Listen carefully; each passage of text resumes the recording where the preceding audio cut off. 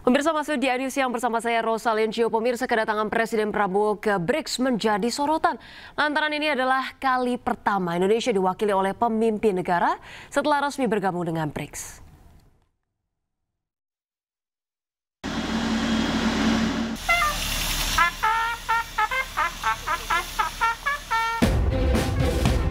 Kedatangan Presiden Prabowo Subianto di Brasil disambut oleh pasukan kehormatan. Sebutan ini sebagai bentuk penghormatan terhadap kepala negara yang hadir. Tak hanya itu, pelukan hangat juga diberikan Presiden Brasil, Luiz Inácio Lula da Silva, saat Presiden Prabowo hadiri KTT BRICS. Interaksi antara keduanya pun hangat dan penuh canda tawa. Presiden Prabowo juga turut serta dalam sesi foto bersama seluruh pemimpin dan delegasi negara yang hadir. Presiden Prabowo berdiri di antara Presiden Afrika Selatan, Cyril Ramaphosa, dan putra mahkota Abu Dhabi, Khaled bin Mohammed bin Zayed Al Nahyan. Tak hanya itu, Presiden Lula sebagai Ketua BRICS memberikan ucapan khusus kepada Presiden Prabowo. E quero saudar em especial o presidente Prabowo Subianto, que participa pela primeira vez de uma cúpula dos BRICS como membro pleno. KTT BRICS kali ini dihadiri 30 negara anggota BRICS, negara mitra, undangan khusus, serta ketua organisasi internasional. BRICS adalah forum kerjasama internasional yang awalnya didirikan oleh Brazil, Rusia, India, dan Cina pada tahun 2009. Indonesia resmi menjadi anggota penuh BRICS pada 1 Januari 2025.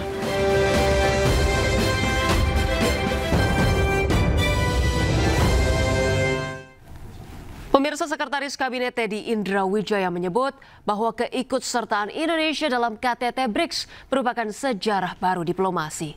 Pernyataan ini disampaikan usai Presiden Prabowo menghadiri KTT BRICS di Rio de Janeiro di Brasil, di mana Presiden Prabowo Subianto telah menyelesaikan rangkaian kegiatan konferensi tingkat tinggi di BRICS yang digelar selama 2 hari di Brasil. Kehadiran Prabowo dalam forum KTT BRICS menjadi tanda partisipasi resmi Indonesia untuk pertama kalinya sebagai anggota penuh BRICS. Sekretaris Kabinet Teddy Indra Wijaya mengatakan bahwa keikutsertaan Indonesia dalam KTT BRICS tahun ini merupakan poin penting dalam sejarah hubungan luar negeri Indonesia yang diinisiasi langsung oleh Presiden Prabowo.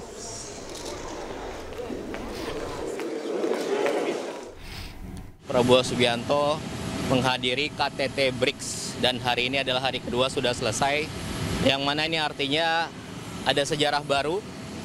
Indonesia secara resmi mengikuti KTT BRICS yang pertama kali, dan ini adalah inisiasi dari Bapak Presiden.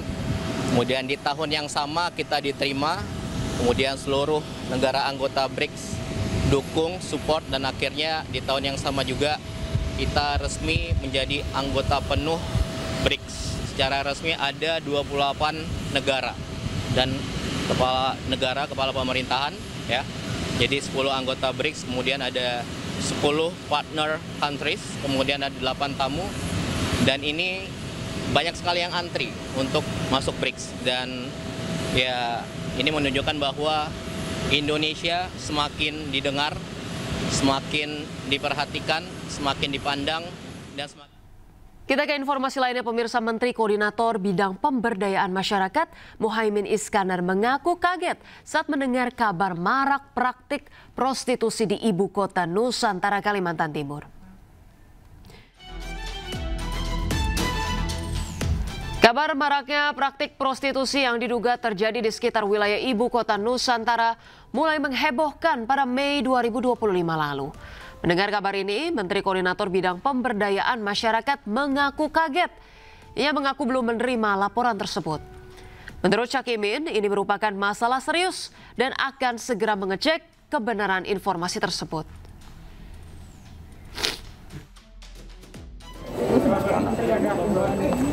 Waduh, masa ya? Terus lagi ada laporan seperti itu. Waduh. Dalam online juga Gawat. Kok bisa gawat gitu? Wah, ini harus dicek, Apa? Cek langsung gimana, Gus? Iya dong. Pemirsa, para terlapor kasus ijazah Jokowi, Roy Suryo CS, mendatangi Polda Metro Jaya. Kehadiran mereka ke Polda Metro Jaya untuk memberikan klarifikasi atas pemanggilan Polda pada pekan lalu. Pakar telematika sekaligus terlapor dalam kasus ijazah Joko Widodo, Roy Suryo, dan Dr. Tifa mendatangi Polda Metro Jaya sekitar pukul 10 pagi waktu Indonesia Barat. Kehadiran Roy Suryo CS ke Polda untuk memberikan klarifikasi atas pemanggilan terhadap dirinya. Roy Suryo menyebutkan dirinya menghormati tugas kepolisian. Dan sebagai warga negara yang baik, dirinya hadir untuk memberi klarifikasi. Usai pemanggilan, Roy Suryo menambahkan bahwa laporan terhadap Roy Suryo CS tidak berdasar hukum. Pasalnya sebuah laporan harus ada korban dan pelaku dalam sebuah kasus. Sangat-sangat profesional dan sangat komprehensif. Jadi artinya kami ini menghormati ya tugas masing-masing. Jadi artinya kami tetap datang sesuai dengan undangan, dan ini adalah undangan yang kedua. Ya gitu, karena undangan pertama kami memang sepakat untuk tidak hadir karena undangan itu tidak jelas ya.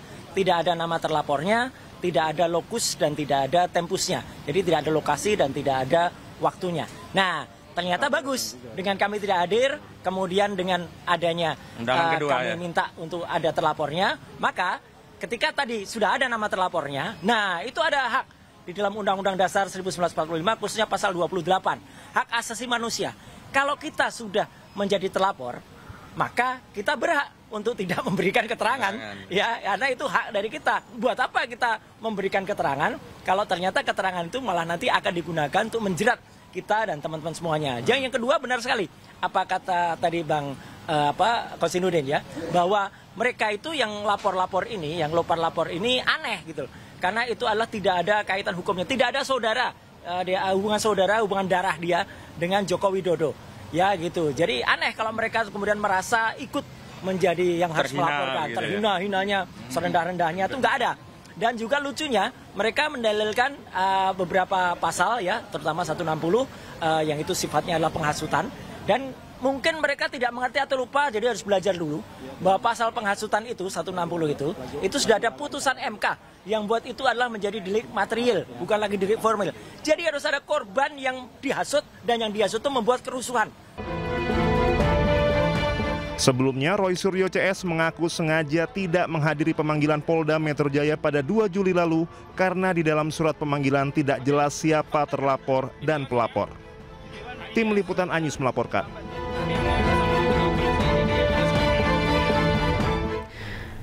Pemirsa, gelar perkara khusus terkait dengan ijazah Jokowi ditunda oleh Barreskrim Polri. Penundaan dikarenakan tim pembela ulama dan aktivis TPUA meminta penjadwalan ulang karena ingin menghadirkan sejumlah nama.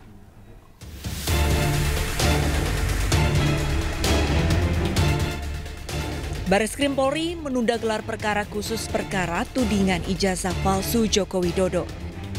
Gelar perkara khusus yang dijadwalkan pada Kamis 3 Juli diundur menjadi hari Rabu 9 Juli mendatang. Kepala Biro Penerangan Masyarakat Divisi Humas Polri, Brigjen Pol Trunoyudo Wisnu Andiko menegaskan gelar perkara ditunda karena TPUA meminta penjadwalan ulang. Pihak TPUA menyatakan akan ada sejumlah nama yang dilibatkan. Karena alasan tersebut, Barreskrim Polri pun menunda gelar perkara khusus dan menjadwalkan ulang pada 9 Juli mendatang. Namun, hal ini dibantah pihak tim pembela ulama dan aktivis atau TPUA. Wakil Ketua TPUA, Rizal Fadilah, menegaskan bahwa penundaan ini bukanlah permintaannya. TPUA telah siap mengikuti gelar perkara khusus sesuai dengan jadwal. Akhirnya menunda itu adalah penuh kewenangan dari Barreskrim. Jadi bukan kita yang minta penundaan. Gitu ya, ini perlu klarifikasi bahwa TPUA tidak minta penundaan. Gitu ya. TPUA sudah siap untuk melaksanakan gelar perkara khusus tanggal 3 ini, gitu kan. Tapi karena ada jawaban penundaan, ya kita akan ikuti. Desakan gelar perkara khusus terkait ijazah Jokowi datang dari tim pembela ulama dan aktivis. Mereka menilai pernyataan Barreskrim mengenai ijazah Jokowi asli tidak berimbang dan transparan.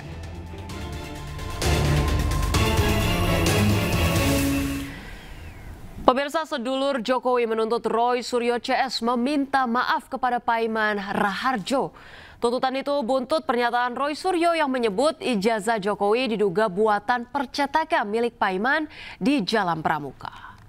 Kami, sedulur Jokowi Jakarta Timur, menentang mengutuk, mengecam tuduhan yang dilontarkan oleh Roy CS terhadap Ketua Umum kami, Bapak Profesor Dr. Haji Paiman Raharjo, yang dituduh mencetak ijazah palsu Jokowi di Pasar Pramuka Pojok. Tuduhan itu merupakan fitnah yang keji oleh karena... Itulah pernyataan tegas yang dilontarkan oleh sedulur Jokowi terhadap Roy Suryo CS. Sedulur Jokowi dari berbagai daerah menuntut Roy Suryo dan kawan-kawan meminta maaf pada Ketua Umum sedulur Jokowi, Paiman Raharjo. Hal itu terjadi akibat pernyataan Roy Suryo yang dianggap menuduh Paiman Raharjo terlibat dalam pemalsuan ijazah Jokowi di Pramuka. Karena itu kami meminta 2 kali lipat yang Suryo CS mohon minta maaf. Jika dalam waktu 2 kali lipat yang tidak meminta maaf, maka kami sedulur Jokowi, DPP dan seluruh Indonesia sedulur Jokowi akan melakukan aksi dan membawa hal ini ke ranah. Reaksi keras sedulur Jokowi lantaran sebelumnya Roy Suryo mengklaim mendapatkan informasi bahwa Paiman memiliki usaha fotokopi dan pengetikan skripsi di Pasar Pramuka Jakarta. Bahkan Roy Suryo juga menyebut mendapat ancaman dari Paiman melalui pesan WhatsApp.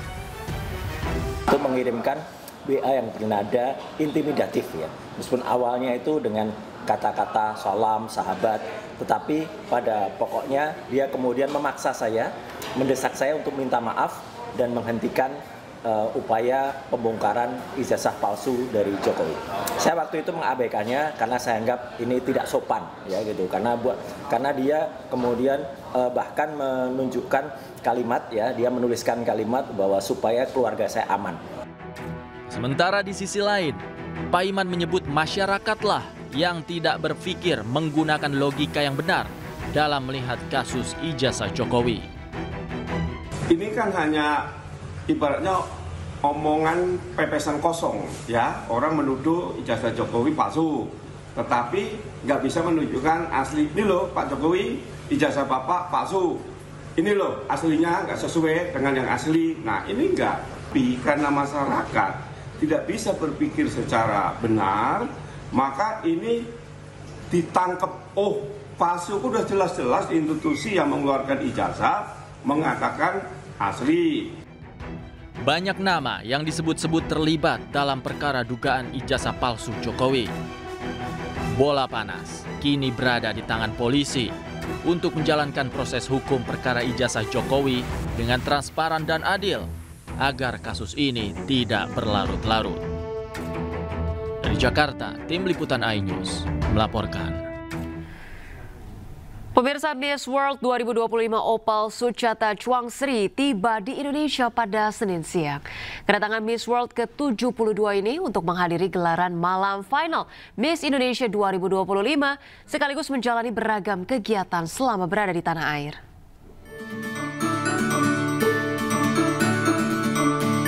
Dengan busana batik bernuansa biru, dress panjang dengan corak batik, Miss World ke-72 Opal Suchata Chuangsri tiba di Indonesia.